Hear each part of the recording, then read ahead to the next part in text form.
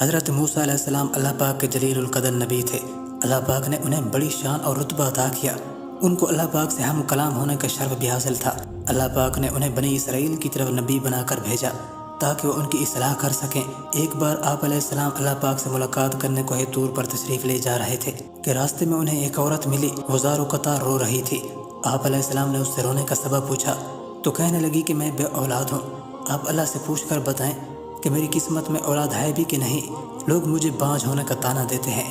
حضرت موسیٰ علیہ السلام نے کوہ طور پر جا کر اللہ سے اس عورت کی قسمت کے بارے میں پوچھا تو اللہ پاک نے فرمایا کہ اس عورت کی قسمت میں کوئی اولاد نہیں ہے۔ جب حضرت موسیٰ علیہ السلام نے اس عورت کو بتایا کہ اللہ پاک کا کہنا ہے کہ تمہاری قسمت میں کوئی اولاد نہیں ہے، تو وہ عورت یہ سن کر بہت زیادہ روئی، تڑپی، مگر لاچار تھی۔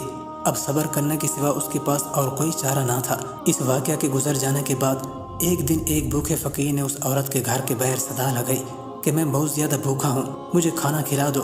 اس فقیر کی صدا سن کر وہ عورت دروازے پہ آئی تو فقیر نے عورت سے کہا، تم مجھے جتنی روٹیاں دو گی اللہ رب العزت تمہیں اتنے ہی بیٹوں سے نوازے گا۔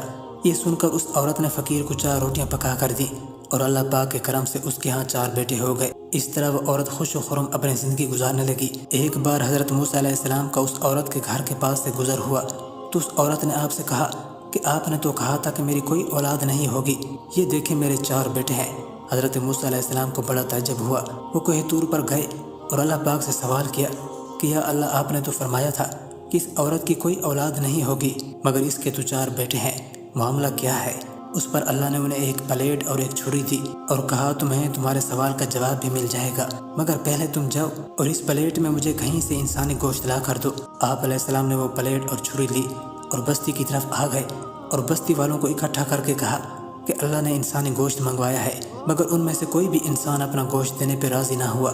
آپ علیہ السلام ساری بستی میں گھوم رہے تھے کہ اچانک ایک انسان سامنے آیا اور آپ سے سوال کیا کہ کیا بات ہے موسیٰ، آپ پریشان لگ رہے ہیں؟ اس کے پوچھنے پر آپ علیہ السلام نے اس سے کہا کہ اللہ نے انسانی گوشت منگوایا ہے، مگر کوئی بھی یہاں اس بات پہ راضی نہیں ہو رہا۔ یہ سننا تھا کہ اس انسان نے وہ چھری اٹھائی اور اپنے جسم کے کئی حصوں سے گوشت کاٹ کر حضرت موسیٰ علیہ السلام کو دے دیا۔ آپ نے وہ گوشت کوہ طور پر لے جا کر اللہ کے حوالے کر دیا۔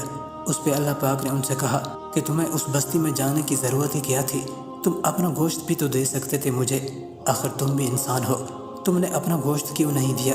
امید ہے تمہیں تمہارے سوال کا جواب مل گیا ہوگا۔ وہ انسان جس نے میرے کہنے پہ اپنا گوشت تک دے دیا، میں نے بھی اسی ہی کے کہنے پہ اس عورت کو 4 بیٹے عطا کیے۔